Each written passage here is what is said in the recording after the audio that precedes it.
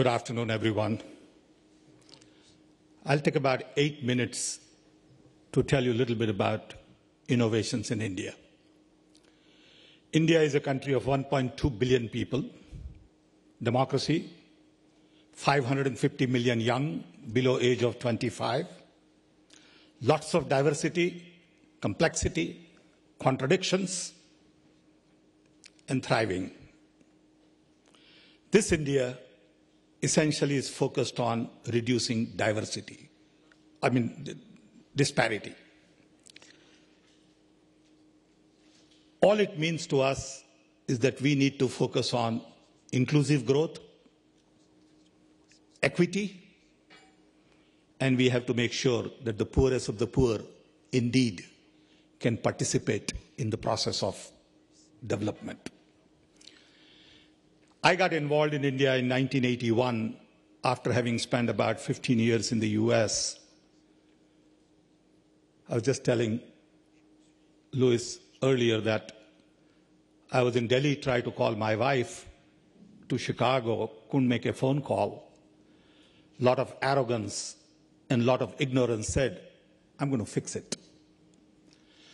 So I spent 11 years. Then we had 2 million phones. Today we have 900 million mobile phones. We are a nation of connected 1.2 billion. Now that we are a nation of a connected 1.2 billion, how do we do things differently? Is the biggest challenge for all of us. So first thing we realize after 91 liberalization is that we do have serious skill shortages.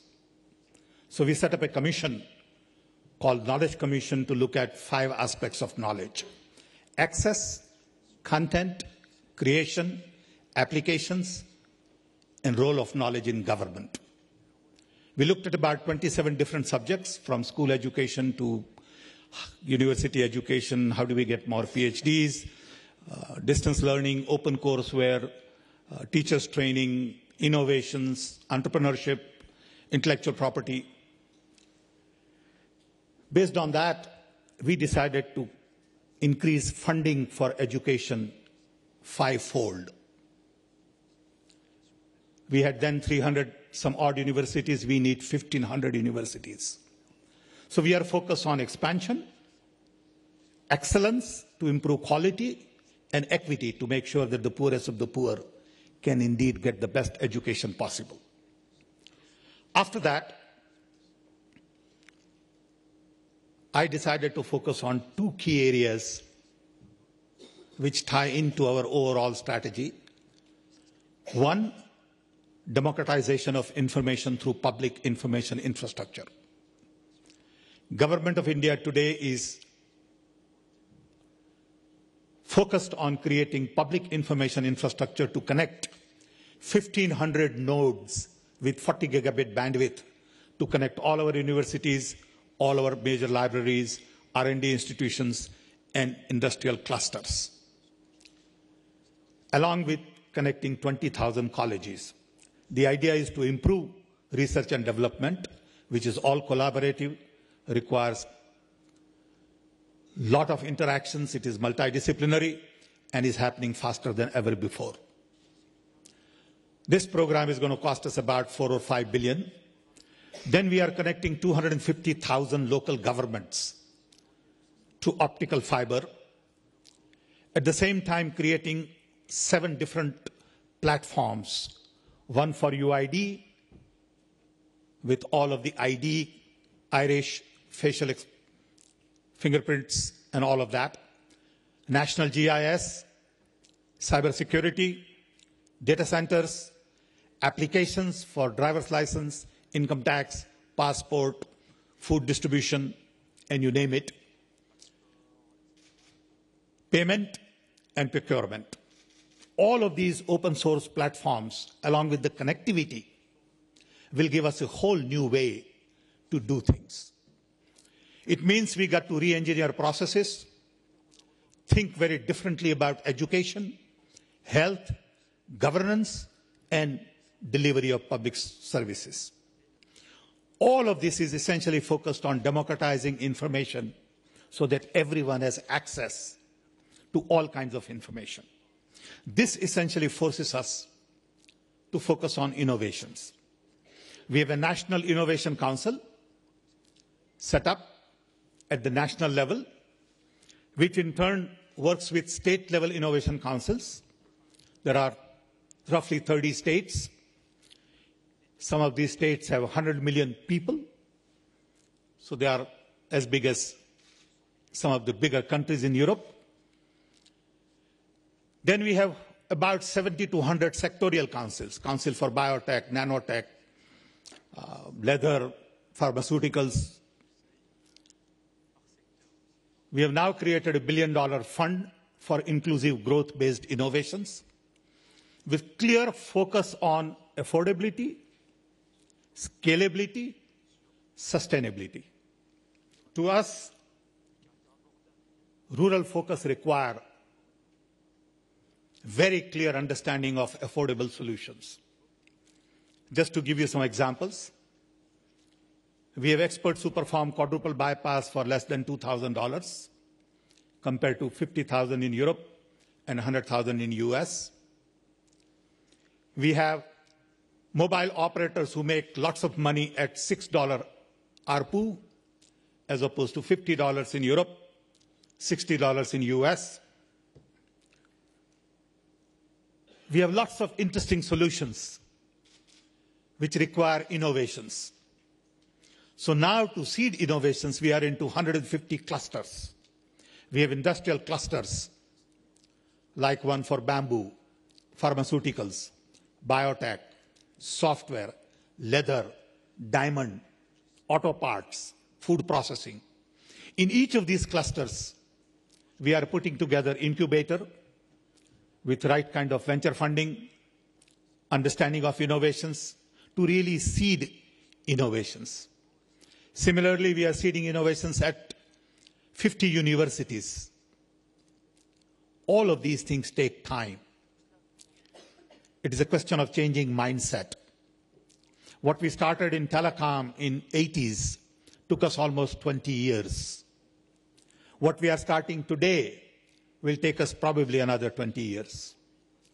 But we are very clear that we have to focus on democratizing information, creating new solutions, then only we'll be able to really focus on creating opportunities, jobs, prosperity for 550 million young. We create one new Australia every year, year after year. We need to create 15 million new jobs every year, year after year. It requires a whole different level of thinking. Our scale forces us to think very differently. I do not know of any government today who would spend $20 billion of government money to democratize information. Indian government has made a commitment. It took us 30 minutes to convince government to spend this kind of money at the cabinet level. The commitment to growth is absolutely clear. We are growing at 8%. We hope to grow at 8 to 10% for at least next 20 years to come. We have a need because of the large young population.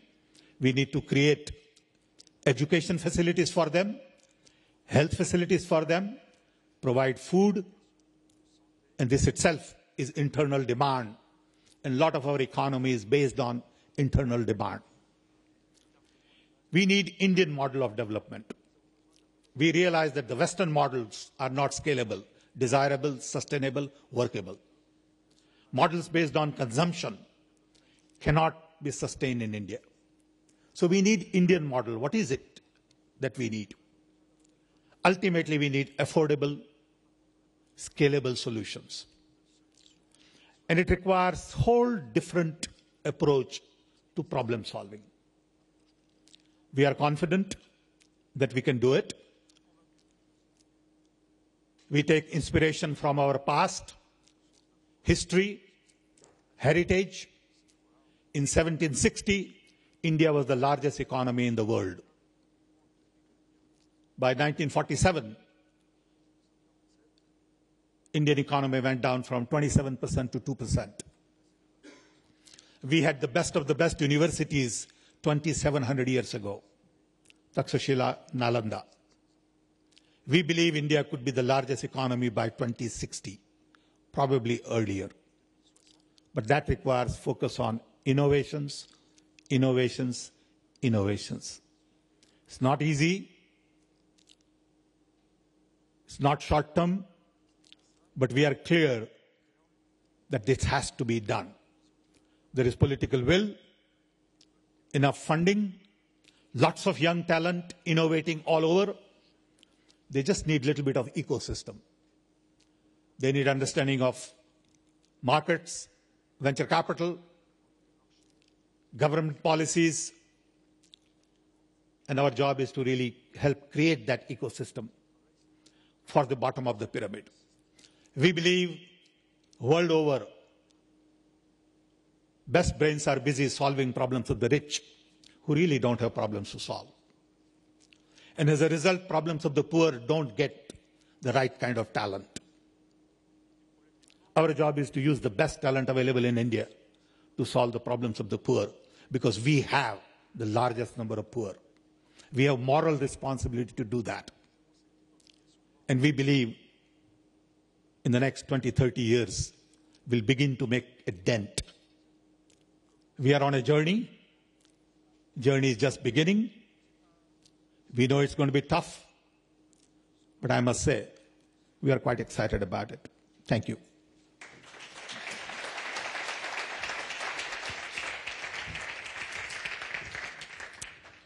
Thank you so much, Sam. There's a lot of food for thought there. And a couple of housekeeping things that I didn't say at the beginning is, we have about an hour and a half here together today. The panelists have been carefully selected because I know they will have very different views, or slightly different views, on innovation, entrepreneurship, perhaps the value systems that lie beneath it, perhaps in the way we can learn from each other. So we hope to have some very lively debate amongst the panelists. And after they've all spoken, I'll open the floor and offer you the chance to ask them some of their questions and some of their opinions. The other thing I didn't mention at the beginning is the other part of my job, other than running the Social Innovation Exchange, is also running a project called Social Innovation Europe, which many of you will have seen over the last few days. It's a project supported by DG Enterprise and Industry, a 2-year project to develop a community of people in Europe that can learn from each other, who are all working in the field of social innovation. There's a number of angles to it, but something that I think is particularly interesting is how we can learn from people across borders who do perhaps have very different value systems, who certainly have very different cultures and contexts and settings and backgrounds to be coming from. And I think what's interesting is that even within one country, when it's as big as India, or whether it's as small as, I don't know, Denmark, or even a region of Spain, the Basque region, or the UK, how different opinions and different motivations for innovation come. So on that note, I'm going to ask Will Hutton to come and share some of his views, and perhaps to also respond to Sam. Will, as many of you know, is a seasoned commentator and writer in the UK press, but also all over the world. He is a principal of Hertford College in Oxford, and also the executive vice chairman of the Work Foundation in the UK. I should add, father of the, what's it called, the Big Innovation Centre. And he told me earlier on that he used to be a hippie in the 60s.